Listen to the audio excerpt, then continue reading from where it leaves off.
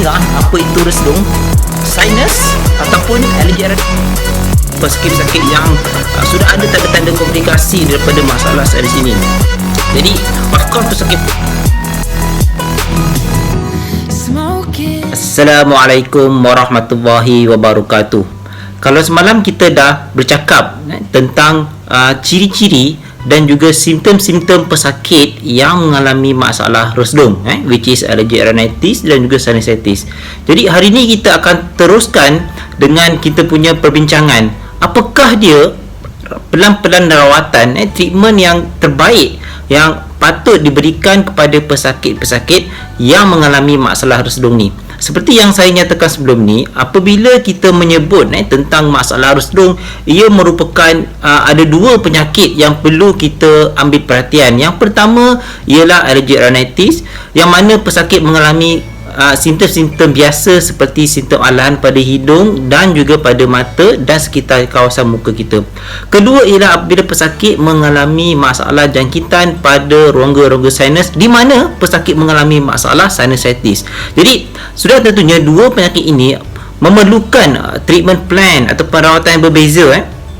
So pertama kita pergi kepada simptom allergic rhinitis. Jadi apabila pesakit datang berjumpa dengan saya di klinik ENT di hospital, pertama saya akan mulakan dengannya taking history from the patient. Saya akan bertanya kepada pesakit apakah gejala-gejala dan simptom yang pesakit alami. Sekiranya simptom pesakit merujuk kepada sekadar simptom allergic rhinitis seperti kata-kata pada hidung, kata-kata pada mata, seterusnya saya akan melakukan pemeriksaan kepada pesakit dengan termasuklah melakukan pemeriksaan ujian nasal endoskopi. Saya periksa tekak pesakit, telinga pesakit. Kerana apa? Kerana kesemua sistem-sistem ini seperti hidung, tekak dan telinga, ianya bersambung antara satu sama lain. Sebab tu apabila pesakit mengalami masalah pada hidung, pada masa sama pesakit juga boleh mengalami masalah pada telinga seperti telinga tersumbat, tak dengar dan sebagainya.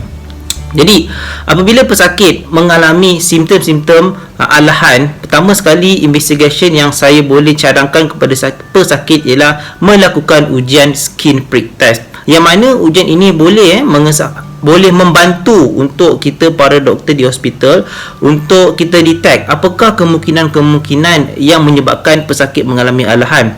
Walau bagaimanapun tidak semua center ataupun hospital mempunyai kemudahan ini, yang mana jika setengah hospital ataupun center tidak mempunyai kemudahan skin prick test ni, kita boleh merawat pesakit berdasarkan simptom yang mereka alami ketika itulah. Contohnya apabila pesakit mengalami lebih pada kata-kata hidung, saya akan menyiasatkan pesakit untuk saya berikan beberapa ubat yang sesuai kepada mereka. Of course, sebelum kita berikan ubat kepada pesakit, saya akan menasihatkan pesakit juga untuk mengelakkan segala punca-punca yang boleh menyebabkan pesakit mengalami alahan, kerana tidak semua pesakit mempunyai masalah yang sama. Sekiranya pesakit mempunyai lebih alahan kepada habuk, kepada makanan laut dan setengah kawasan yang kita panggil macam berhabuk, mereka perlu mengelakkan diri mereka daripada expose kepada perkara-perkara ini.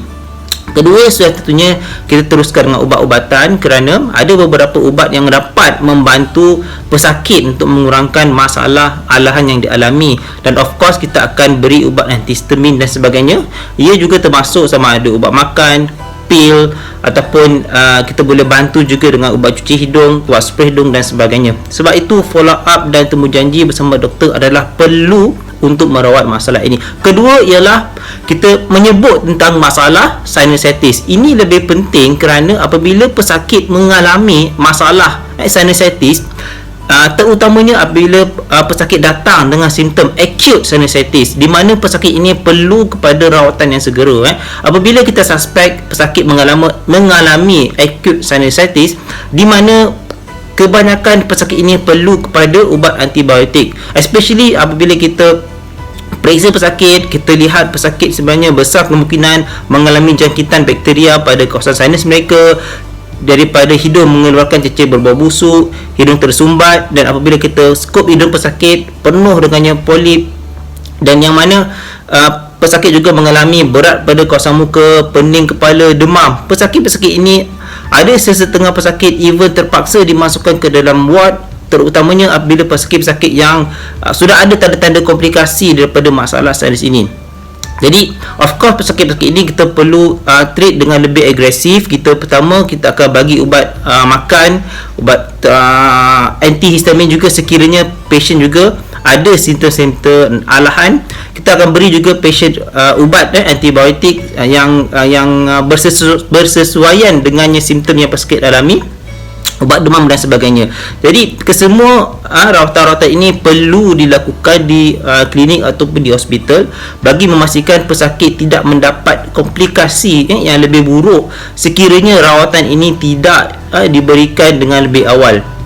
Jadi saya rasa untuk dua penyakit ini adalah amat perlu untuk pesakit datang berjumpa dengan doktor, berbincang untuk kita periksa dengan terperinci, kita beri treatment plan yang terbaik untuk pesakit supaya penyakit ini dapat dirawat dengan cara yang terbaik.